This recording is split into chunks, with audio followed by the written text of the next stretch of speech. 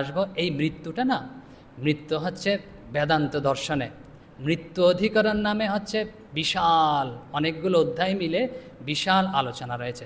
ভগবান ব্যাসদেব বেদ থেকে উপনিষদ থেকে বিভিন্ন জায়গা থেকে মৃত্যু বিষয়ে যা যা আছে না সব সংগ্রহ করে এক জায়গায় করেছেন। আর আচার্য শঙ্কর এগুলো সূক্ষ্মাতিসূক্ষ্মভাবে ব্যাখ্যা করেছেন, মানে হচ্ছে কিভাবে ঘটে বিষয়টা, এসব সূক্ষ্মাতিসূক্ষ্মভাবে করেছেন। আর আমরা কি, ওটা তো বিশাল বিষয়, আর বেদান্তের বিষয় মানে বেদের বিষয় মানে হচ্ছে খুব গভীর বিষয়, আর আমরা ওইটাকে না সংক্ষেপ করে, তা আমাদের বুদ্ধিতে যেটুক ধরে শ্রীরামকৃষ্ণের ভাব অনুযায়ী যেটুক ধরে সংক্ষেপ করে, সংক্ষেপে হচ্ছে সহজভাবে মানে হচ্ছে এই প্রচলিত ভাষার মাধ্যমে উপস্থাপন করার চেষ্টা করব, যতটুক সহজ করা যায় এভাবে উপস্থাপন করার চেষ্টা করব। এই যে মৃত্যুর যে অধিকরণ আছে বিশাল, তো ওটাকে 10টি ধাপে ভাগ করা যায়। প্রথম ধাপে কী ঘটছে দেখেছেন তো অনেকেই, মৃত্যুটা সবার যে বলছেন, যুধিষ্ঠিরকে জিজ্ঞেস করেছেন যে ধর্মরাজ বক রূপে আর কি রয়েছে কেন ওই ঘটনা, বলছে জগতের সবচেয়ে আশ্চর্য বিষয় কী, বলছে মৃত্যু হচ্ছে সবচেয়ে আশ্চর্যজনক বিষয় জগতের।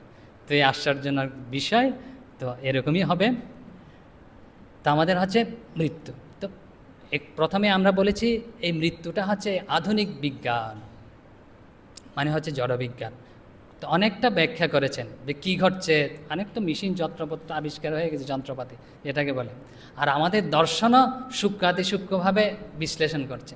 তো এই বিজ্ঞান না দেখবেন একটা পর্যায়ে গিয়ে অনেক কিছু জিনিসের উত্তর দিতে পারছেন না, মানে এরপরে কি ঘটেছে, কারণ ওখানে তো পৌঁছাবে না, যন্ত্রপাতি তো ওখানে পৌঁছে যাচ্ছে না, সূক্ষ্ম জিনিস বুদ্ধি মন এই জড় ইন্দ্রিয়গুলো পৌঁছাচ্ছে না, দেখতে পাচ্ছি না, তো উত্তর দিতে পারছে না।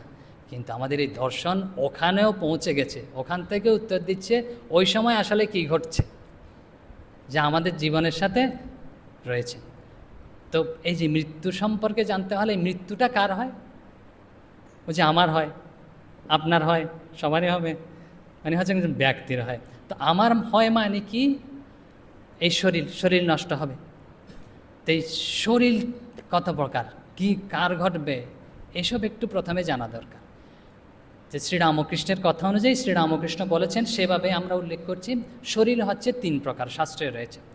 স্থূল শরীর, তারপরে শ্রীরামকৃষ্ণ বলছেন লিঙ্গ শরীর বা অথবা সূক্ষ্ম শরীর, আর হচ্ছে কারণ শরীর। এই 3টা শরীর সম্পর্কে ধারণা থাকা দরকার, কারণ কোনটা যাচ্ছে না, কোনটা নষ্ট হচ্ছে। এটা স্থূল শরীর সবাই জানেন। এই দেখা যাচ্ছে শ্রীরামকৃষ্ণ কি বলছে দেখি স্থূল শরীর সম্পর্কে। শ্রীরামকৃষ্ণ বলছেন পঞ্চভূত লয়ে যে দেহ, এই স্থূল